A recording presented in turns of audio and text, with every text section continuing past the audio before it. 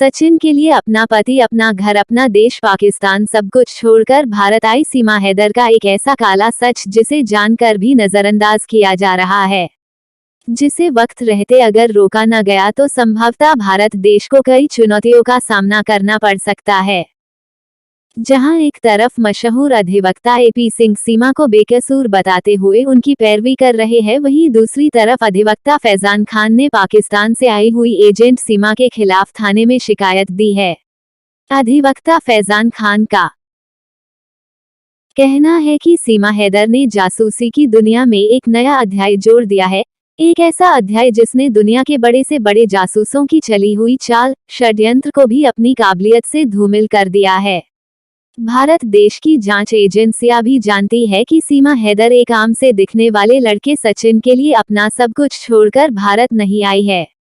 वो ये भी जानते होंगे है कि कहानी कुछ और है, लेकिन सीमा ने एक ऐसी चाल चली कि चाहते हुए भी एजेंसियां कुछ नहीं कर पा रही है। आखिर सीमा हैदर कौन है और वो किस मकसद से भारत आई है, इसका खुलासा आज ट्रुथ लाइव करने जा रहा है। एक ऐसा खुलासा जिससे आम जनता ही नहीं बल्कि भारतीय एजेंसियों के भी होश उड़ जाएंगे। सच्चाई ये है कि सीमा हैदर पाकिस्तान की एक गुमनाम डांसर है, जो थोड़े से पैसों के लिए अमीरों की शादियों, पार्टियों में नाचती गाती थी। उसे नाचने, मुजरा करने के लिए बुलाया जाता था। ऐसी ही किसी पार्टी में पाकिस्तान आईएसआई के एक बड़े अधिकारियों की नजर सीमा हैदर पर पड़ी होगी और सीमा को देखते ही आईएसआई ने रच ढाली एक ऐसी साजिश जो सबके सामने होते हुए भी पर्दे में है। अधिवक्ता फैजान खान का कहना है, सीमा की हरकतें बता रही है कि सीमा हैदर को संभवतः भारतीय इंटेलिजेंस एजेंसी, देश के बड़े नेताओं, बड़े पुलिस अधिकारियों को उनसे दोस्ती कर उनको हनी ट्रैप में फंसाने और टारगेट किलिंग का मिशन दिया गया होगा, ताकि हनी ट्रैप में फंसने के बाद वो अधिकारी आईएसआई के लिए काम करे और उनका इस्तेमाल करके भारत के खिलाफ आतंकवादी गतिविधियों को बढ़ाया जा सके। लेकिन किसी भारतीय अधिकारी को हनी ट्रैप में फंसाना तो दूर, उन तक पहुंचना भी नामुमकिन था, क्योंकि भारतीय एजेंसियां हमेशा से सतर्क रहती है और हनी ट्रैप के हथकंडे को भी जानती है कि किस तरफ से फेसबुक, व्हाट्सएप तथा दूसरे सोशल मीडिया प्लेटफॉर्म से पाकिस्तान ऐसी हरकत करता रहा है और सेना के या दूसरे डिपार्टमेंट के छोटे मोटे अधिकारियों को हनी ट्रैप में फंसाता रहा है। लेकिन संभवतः इस बार पाकिस्तान का टारगेट कोई छोटा अधिकारी नहीं बल्कि इंटेलिजेंस एजेंसियों के बड़े अधिकारी और नेता टारगेट पे थे। सीमा को एक ऐसी चाल चलनी थी कि उसे शिकार तक जाने की जरूरत ही न पड़े बल्कि शिकार खुद उसकी तरफ चल कर आए।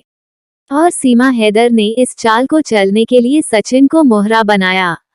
पहले सचिन से पबजी पे दोस्ती की, फिर शादी का वादा, और इसी वादे पर सचिन ने सीमा हैदर को भारत बुला लिया। सीमा का भारत आना उसकी चाल का पहला हिस्सा था। दूसरा हिस्सा उसका भारत यात्रा और सचिन संग शादी को मीडिया में हाईलाइट करना था। वो जानती थी कि जब सचिन के लिए उस पे गलत तरीके से भारत में घुसने पे एफआईआर होगी तो ये मामला मीडिया में उछलेगा और भारतीय इंटेलिजेंस के कान खड़े हो जाएंगे। और यही वो चाहती थी, क्योंकि यही उसका प्लान का दूसरा हिस्सा था, जिसमें वो बड़ी चालाकी से कामयाब भी हो गई। लेकिन भले ही वो अपनी चाल में कामयाब हो रही थी, फिर भी उसके दिल में पकड़े जाने का डर था और पकड़े जाने पे जासूसों का क्या हाल होता है वो इससे भी वाकिफ थी। यहाँ मुश्किल ये थी कि अगर वो अकेली भारत में आती है तो उससे ज्यादा पूछताछ होगी, इसलिए उसने अपनी चाल में थोड़ा बदलाव किया। अब उसके प्लान में वो अकेली नहीं बल्कि 4 बच्चे भी उसके प्लान का हिस्सा थे, जो संभवतः उसके खुद के बच्चे नहीं है, जो पाकिस्तान के किसी अनाथालय से लिए गए होंगे, जिसकी पुष्टि डीएनए टेस्ट से हो सकती है।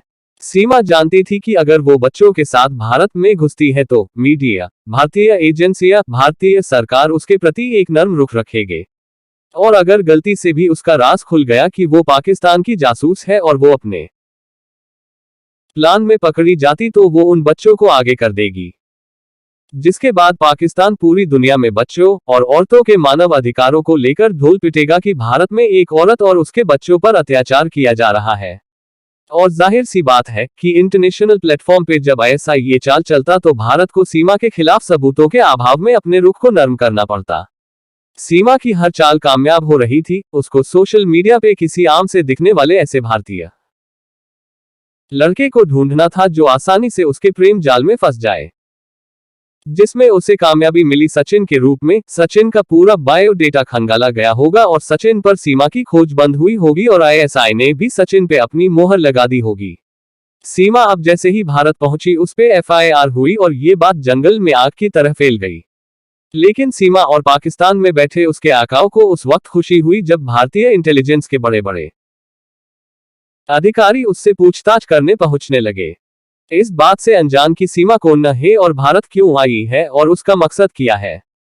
सीमा यहां तक अपने प्लान में सिर्फ इसलिए कामयाब हो सकी क्योंकि उसने जासूसी के पारंपरिक तरीकों को न अपनाते हुए अपने आप में एक नया षड्यंत्र रचा। जहां आम जासूस अपनी पहचान छुपाते हुए किसी देश में घुसते हैं, जासूसी करते हैं, वही सीमा ने एक न पहचान में आने वाली अधजली लाश की तरह अपनी पहचान दिखाए और छुपाए। आज सीमा भारत में एक सेलिब्रिटी बन गई है, जिससे बड़े बड़े नेता, अभिनेता और पूछताछ के लिए इंटेलिजेंस अधिकारियों के अफसर मिलते हैं। इस बात से अनजान की असल कहानी क्या है। भारतीय जांच अधिकारियों को आज पाकिस्तान से आई आईएसआई एजेंट सीमा पे नजर रखने की जरूरत है। वो किससे बात करती है, कौन कौन उससे मिलने आता है। हालांकि सीमा एक मंझी हुई जासूस है जिसे आईएसआई ने पूरी ट्रेनिंग दी होगी, जो अच्छे से जानती है कि उसकी एक छोटी सी लापरवाही भी उसका काम तमाम कर सकती है। इसलिए सीमा भी इतनी जल्दी कोई कदम नहीं उठाएगी, लेकिन कदम उठाएगी जरूर। और आज नहीं तो कल वो उन इंटेलिजेंस अधिकारियों, नेताओं को हनी ट्रैप में फंसाने या टारगेट किलिंग की कोशिश जरूर करेगी।